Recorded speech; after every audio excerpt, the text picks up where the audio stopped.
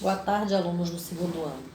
Na nossa aula de hoje, nós vamos falar sobre o gênero textual, conto.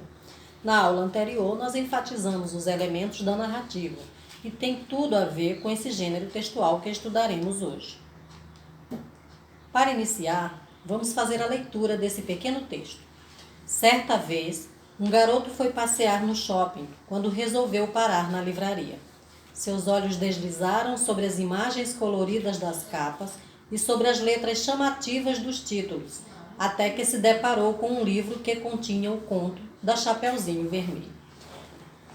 Bem nesse texto, nós temos o exemplo de um conto, assim como o da Branca de Neve, os contos de fadas, contos de terror e outros contos que são conhecidos de vocês. Mas afinal, o que são os contos? Qual é o enredo de um conto? Quem são os personagens do conto? Qual o ponto de vista do conto? Isso tudo nós vamos ver na nossa aula de hoje. O conceito do conto é uma narrativa curta e que se diferencia dos romances não apenas pelo tamanho, mas também pela sua estrutura. Há poucas personagens, nunca analisadas profundamente. Há acontecimentos breves, sem grandes complicações de enredo, e há apenas um clímax, no qual a tensão da história atinge seu auge. Como nós podemos perceber, o conto é uma narrativa curta e, comparada ao romance, ela tem um número de folhas de páginas muito menor do que esse outro tipo de gênero citado ainda há pouco. Então, o romance, se comparado com algo que é transportado para a TV, nós podemos compará-lo com uma novela, que tem vários capítulos, que tem várias personagens e que duram muito mais tempo porque tem vários núcleos centrais. No caso do conto, nós teremos poucas personagens e o enredo vai girar em torno apenas de uma situação. Então, é apenas um acontecimento que vai dar margem para que o conto ele seja desenvolvido. E nós temos uma parte essencial nesse tipo de gênero, que é o clímax, que é o ápice da história. É quando as pessoas que fazem a leitura desse tipo de texto, elas se sentem tão envolvidas para saberem o que vai acontecer depois. O enredo é a própria história contada, que, como já foi falado antes, não pode ser uma história muito longa. Alguns teóricos, eles discutem até hoje quais são os limites do conto. Eles discutem também onde termina e onde começa uma novela ou um romance, o que o diferencia da crônica também. Quais os aspectos que fazem de determinado texto um conto e não outro tipo de narrativa. Durante a história, nós temos um movimento que é um movimento cíclico, ou seja, aconteceram momentos de auge do conto e momentos de ostracismo. O que significa isso? Significa que o conto chegou a um momento em que ele era muito escrito e muito lido, mas em algumas épocas da nossa história o conto foi deixado de lado, então passou a ser excluído e não tinha tanto interesse da população em escrever esse tipo de gênero.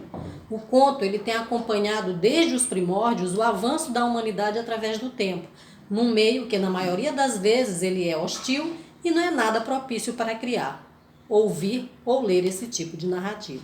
Então, por que às vezes o conto ele passou a ser excluído pela sociedade? Porque o contexto histórico de determinados momentos não eram tão agradáveis para serem colocados em um tipo de gênero dessa natureza.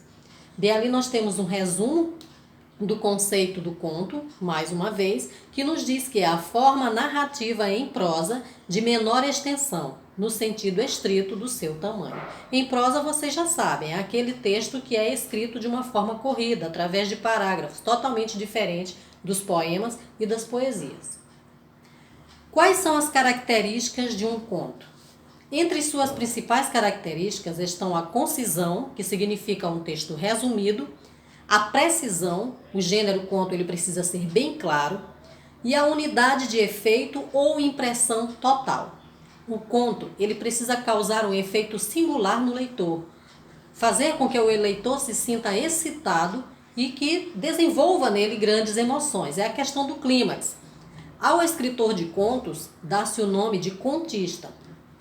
O conto quase nunca é publicado isoladamente. Geralmente ele faz parte de uma obra maior. Temos como exemplo o conto Uma Galinha, de Clarice Lispector, que faz parte do livro Laços de Família. Então, Como foi colocado? O gênero conto, ele é resumido, é uma narrativa curta, então ele não tem por que ser publicado em um livro só, porque ele vai ocupar 3, 4 folhas. Então, geralmente, ele faz parte de uma obra, um compêndio de contos, uma série de textos da mesma natureza. O enredo. O enredo é a história contada, e ela é vista dentro da estrutura do conto como a coluna vertebral desse tipo de texto. No conto, o enredo funciona como uma espinha dorsal, como uma estrutura que sustenta e direciona. Nos contos que privilegiam o enredo, podemos distinguir claramente as partes que vão se encaixando com perfeição até chegar ao desfecho ou desenlace, ou seja, o final da história. Veremos então algumas partes que formam o enredo. A apresentação, que é a introdução, o início, é quando nós apresentamos do que vai ser tratado determinada história.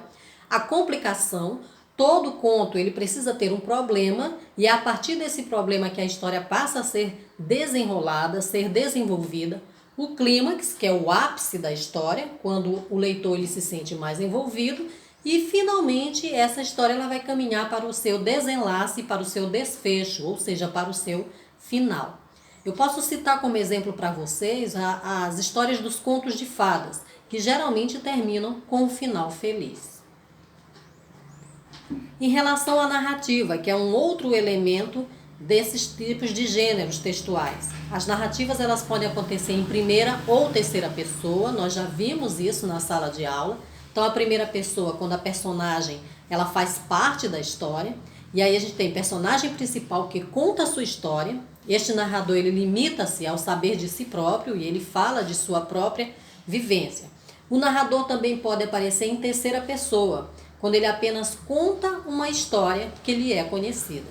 Na terceira pessoa, o narrador se classifica em narrador observador ou narrador onisciente. O narrador observador, ele limita-se a descrever o que está acontecendo, como o próprio nome diz, observador, ele observa, ele fala do exterior, ele não se coloca dentro da história, não se coloca dentro da cabeça das personagens também. Então, assim, nós não sabemos as suas emoções, não sabemos as ideias e não sabemos os pensamentos. O narrador, ele apenas descreve o que vê, mas não traz nenhum tipo de especulação. O narrador onisciente é aquele que conta a história. Ele sabe tudo sobre a vida das personagens, sobre seus destinos, sobre as suas ideias e sobre seus pensamentos, como se narrasse de dentro da cabeça dessas pessoas. Onisciente, tem ciência de tudo, tem conhecimento de tudo o que se passa na trama. E os diálogos, como eles podem aparecer no gênero textual conto? Dentre os componentes da linguagem do conto, o diálogo é o mais importante de todos. Ele está em primeiro lugar por ser dramático. O conto ele deve ser tanto quanto possível dialogado. Os conflitos, os dramas residem na fala das personagens, nas palavras ditas e não no resto da história.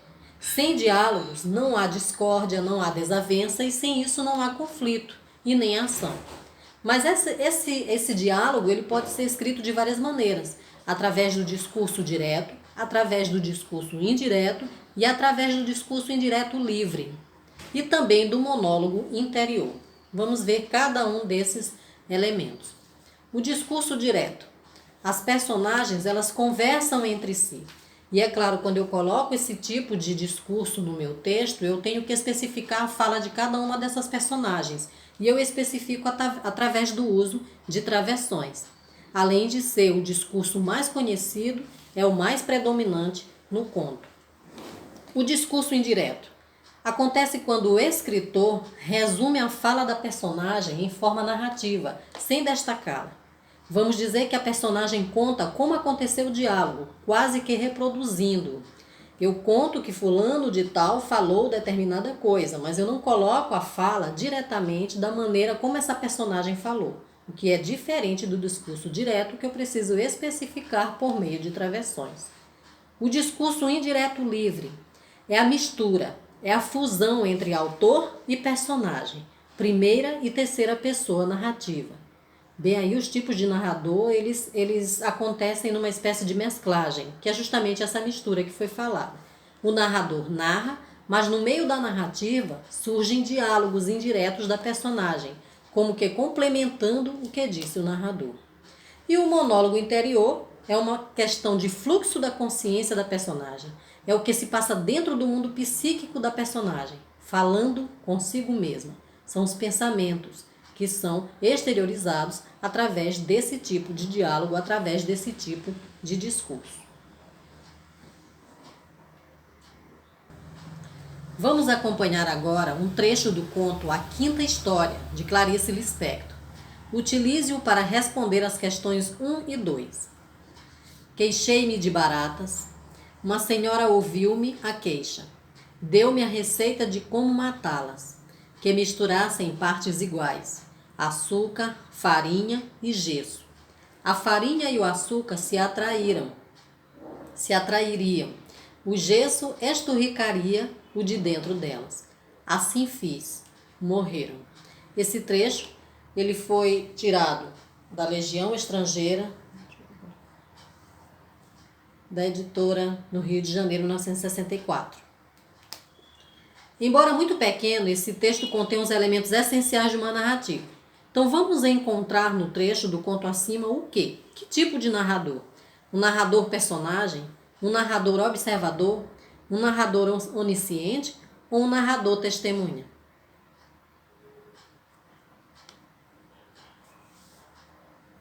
Nós temos mais uma perguntinha aqui a respeito desse mesmo fragmento. Esses fragmentos vocês vão fazer a leitura e tentar encontrar a resposta. E na próxima aula eu vou passar o gabarito para vocês para que nós possamos fazer uma análise. Queixei-me de baratas, uma senhora ouviu-me a queixa, deu-me a receita de como matá-las, que misturassem em partes iguais, açúcar, farinha e gesso. A farinha e o açúcar se atrairiam, o gesso esturricaria o de dentro delas. Assim fiz, morreram. A pergunta agora é: o foco narrativo da história é: letra A, foco narrativo impessoal, foco narrativo em terceira pessoa, foco narrativo em primeira pessoa ou foco narrativo em segunda pessoa? Essas duas perguntas vocês vão tentar responder.